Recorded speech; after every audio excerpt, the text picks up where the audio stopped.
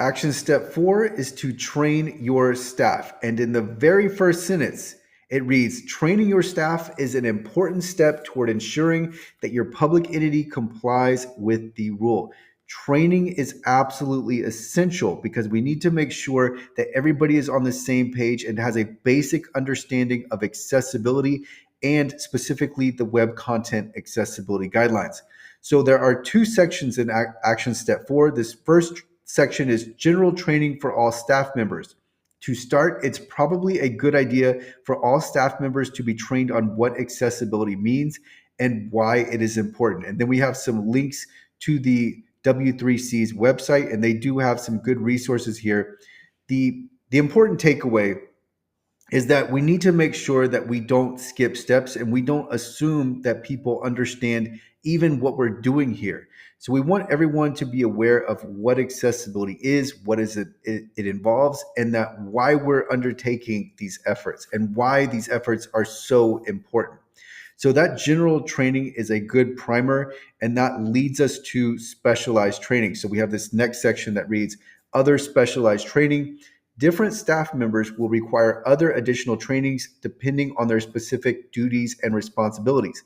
So some examples of these trainings include training for designers and marketing staff, training for web developers and content testers, training for non-technical content authors, and then also training for procurement staff. I can tell you a lot of this training can be taken care of simply by training on the web content accessibility guidelines.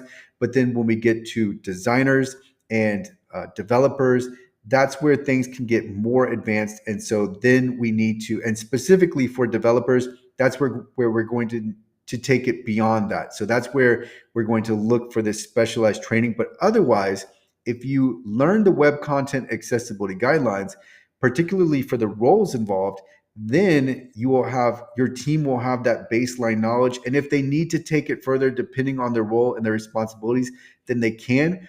But what's nice about the web content accessibility guidelines, and the reason why everyone should start from here, is it because it will not only educate you on all of the accessibility considerations, but then you'll know enough to know what additional information you need and what additional training you need, if any. So I highly recommend the WCAG course. This is my course. I'm going to tab to it now. This is my course on the web content accessibility guidelines. It has every single requirement in WCAG 2.1 AA, which is the compliance requirement.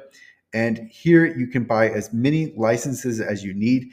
And this is just it's a course that is organized. It is very helpful. It's in plain English. It doesn't matter whether you have a technical background or you're a complete beginner. This course is going to help you understand all of the requirements in the web content accessibility guidelines.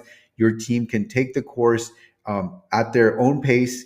And so it's very helpful for beginners.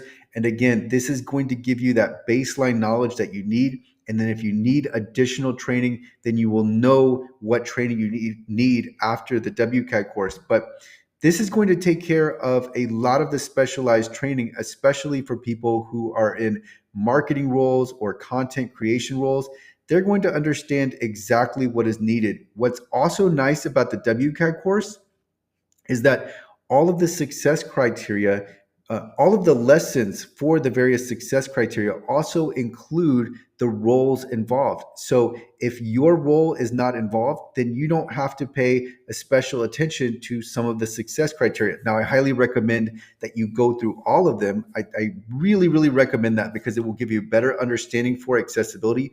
But what's especially nice about the WCAG course is there are resources that will enable you to sort by the specific roles so that you know what success criteria, when I say success criteria, think of requirements, what success criteria are involved for specific roles. So this gives your team the ability to focus in on the success criteria that are applicable to them. So I highly recommend the WCAG course. The link will be in the description.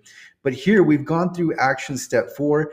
And the key takeaway is to train your staff, because if your staff is not trained, if they're not familiar with accessibility, if they don't know why it's important, if they don't know the various requirements, then it's going to work against your overall efforts. So we need to bring everyone's understanding of accessibility up to a baseline a baseline level. So that is it for action step 4. We will continue on with action step 5 in the next video.